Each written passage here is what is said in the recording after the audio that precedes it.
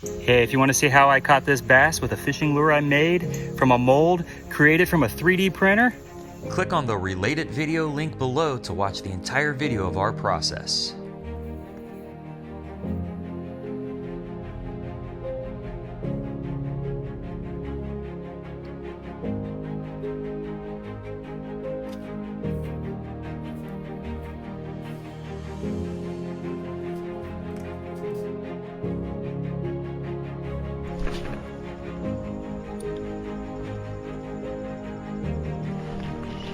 there we go.